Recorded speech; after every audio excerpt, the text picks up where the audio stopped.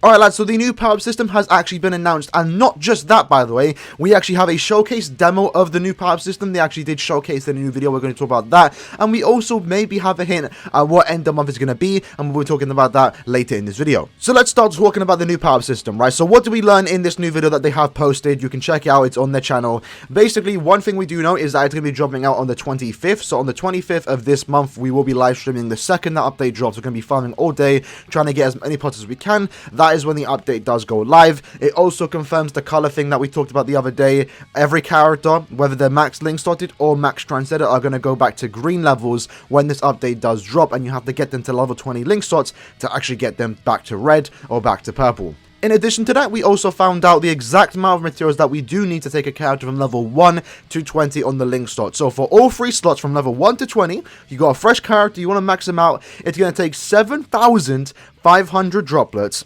8,250 link slot potions, and 3,750 super link slot potions. Eesh, that's a lot of materials. It's going to be a grind, but they do mention in the video themselves, and I'm not sure, we might need extra clarification on this, but it does appear that you can't farm this quest on single player.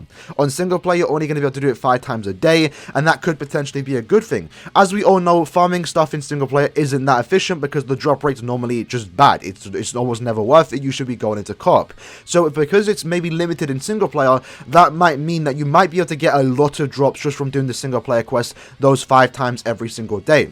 So that could mean that the farming, if you don't want to actually farm this, you could just do the single player quest 5 times a day, and depending on the amount of materials that you do get, you might be able to max one character a month with limited farming, if that kind of makes sense. But if you do want to go ham and you do want to farm the link slot potions, the super link slot potions and stuff, you're going to want to go to co-op. Now, I'm not sure, and hopefully that's not the case. I don't think it's limited to 5 times on co-op. They did kind of word it that you can do it unlimited times on co-op, and that would make most sense. If you can't farm this whatsoever, then you're never going to be able to max all your characters, and the amount of materials that you do need, there's no way they're going to limit to us on co-op. So single player, limited to 5 times a day. Co-op, you can just farm all day as much as you want. Although I do want to mention one thing, it very well could be similar to extreme co-op where it's time gated, so every day maybe there's like a 2-hour sessions every 3 or so hours. So hopefully that's not the case. If it is, that's definitely going to be less ideal, and that would also encourage people just to mod the game. So hopefully that's not the case. I'm really hoping it's not. Let co-op be unlimited times and just let us farm all day, because if you limited it to a certain time, then people are going to be more encouraged to mod, and also people are going to complain because not everyone can play at certain times. Let us play at our own pace, and don't force us to play at certain times when maybe we're going to be busy, and then overall we're just going to be falling behind, right? If you are trying to keep up with maxing all your characters. They also showed the skills that we can get with this new system. Now do keep in mind not every skill was shown, so we still have yet to have any kind of confirmation if you can get flurry or guard break, so do keep that in mind. Keep your expectations to a minimum, right? But the skills they were actually able to show from this that was translated are actually pretty good skills. So let's go from top to bottom. We have increased damage to confused enemies. We have damage nullification. Now we don't know, this is actually damage reduction, could work a bit different to that, could be similar to dodge. We have to wait and see exactly what that does mean. We have large ditch survival, increased damage inflicted at full stam, increased damage inflicted at low stamina, paralysis duration, start barrier, pierce barrier, increased healing effect, which is the healer skill, and also hit hidden enemies. So as you can see right there, increased damage inflicted at full stam is a very interesting skill. You can put that on your main GQ runner. There's a lot of good skills here, even for PvP. We have start barrier, pierce barrier, and also last ditch. If you're using Drugum, you're definitely going to put last ditch. I think that's going to be a must for a lot of people. Even the pierce barrier is kind of interesting, right? Because that's kind of a limited skill. Only like a few characters have it. And now almost every character can be able to pierce barrier. I don't think it's that big of a deal though, because you know the invincibility's out there now. That's basically way better than barriers, but it's interesting, right? You can start with a barrier, you can pierce through it, you can get paralysis duration. So if we can get weakened duration on certain characters, that will be very good for PvP to stop them from getting weakened. For example, your Chad, maybe you have a max defense Chad that keeps getting weakened by their Drugums because you're putting them up against him. Well, now you can maybe potentially give him weakened duration, and now he's immune to it. So very interesting skills. Again, we don't have any confirmation whether you can get guard break, whether you can get flurry or even frenzy, but from what we saw so far, it's already looking pretty good. Another thing to keep in mind, by the way, when you do want to unlock these slots, to actually unlock the new ability slot, the bonus ability slot, I believe is what they're calling it, you have to get a character to level 15, 15, 15 link slots, right? That'll unlock the first slot, and then when you get these slots to level 20 across the board, then you unlock the second slot. Now, they actually did showcase that we can actually reset the slot. If you don't want, let's say, for example, start barrier, you can actually remove that slot and then change it for something else. Now, I definitely saw this coming, but I honestly thought that it was going to be a lot of materials to reset that slot. But from what they've shown, it's on your screen right now, the materials don't look that bad. It's basically just one extra slot you have to level up. So I really do appreciate that. It's not too deep. Once you get the character to level 20, 20, 20, then you're basically free roam. You can change the slots you want. You can probably just change it around, have some fun with it, experiment with the different kind of slots, and you don't have to have any kind of stress on that specific character because you've basically done all the work. So I do appreciate this. No RNG. You can reroll the slots, you can change them, and it doesn't take that much material. So it's looking kind of good, and Caleb know that, right? Caleb know that it's a grind, and that's why they probably limited the single player content to 5 times a day, because the drop rate's probably going to be a lot higher in single player, making it easier for us to actually get these materials. Hopefully though, they could easily just make single player still dead drop rate like every other piece of content in the game, so hopefully that's not the case. And that right there, lads, is basically all the information that we did get today, and that's enough information. We just have to wait and see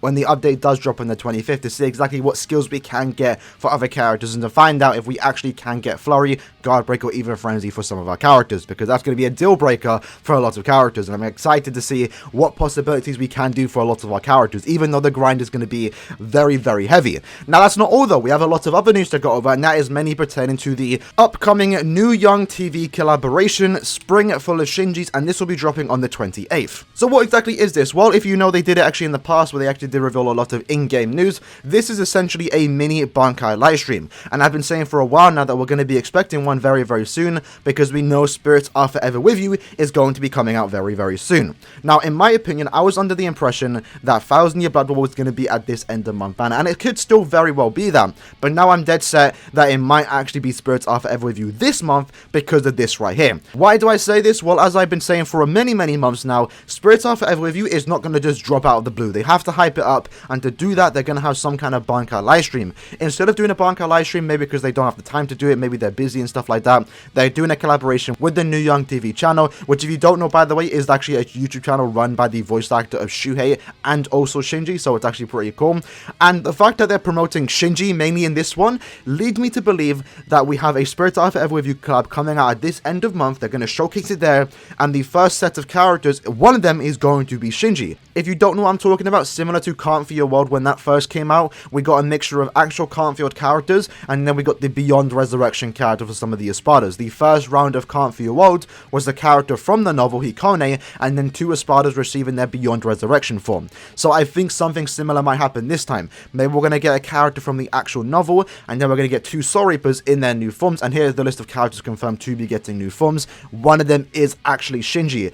So I personally believe that this upcoming end of month is likely to be announced in Spirits Are Forever With You collaboration, and potentially a new Shinji to go alongside of that. It could also just be a 1000 Year Blood War Shinji, or it could just very well not be a Shinji at all, and it's just hyping up a new banner. But either way, this is going to be big. It's going to be announcing either Spirits Are Forever With You or a 1000 Year Blood War banner. It's not going to be anything else, because they're not going to have this stream, this collaboration, the second time ever to announce a White Day banner. That's not going to happen, right? So keep your expectations to a minimum, maybe not even put them high. It's going to be 1000 Year Blood War or Spirits Are Forever With You at this end of month, so I'm excited. I'm saying my, although I do want to mention, even though I am kind of bigging up the fact that it could very well be Spirits Are Forever With You, also keep in mind, it might be a tad bit too early too. Looking at all the promotion they did for Can't Feel Your World before it actually did come into the game, there was a lot of promotion.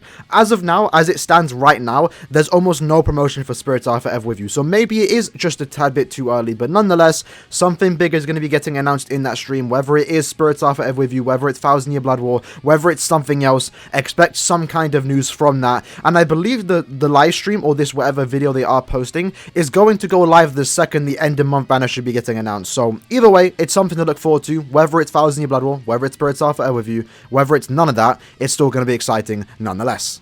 That being said, lads, that was basically the video. Hope you guys did enjoy it. Let me know in the comments below what you guys do think about this new power system. I think it looks quite good. It's definitely going to be a grind, and that's probably going to be the biggest problem about this, but I think Caleb are doing a good job spicing up the game a bit, changing the game for the good, in my opinion. This is going to definitely make team building and maybe even showcases more fun now, because everyone's character is going to be a bit different. So I'm excited for it nonetheless. I'm also excited to start grinding the game more for something new, a better breath of fresh air. So I hope you guys did enjoy it, and I'll see you guys in the next one. Peace.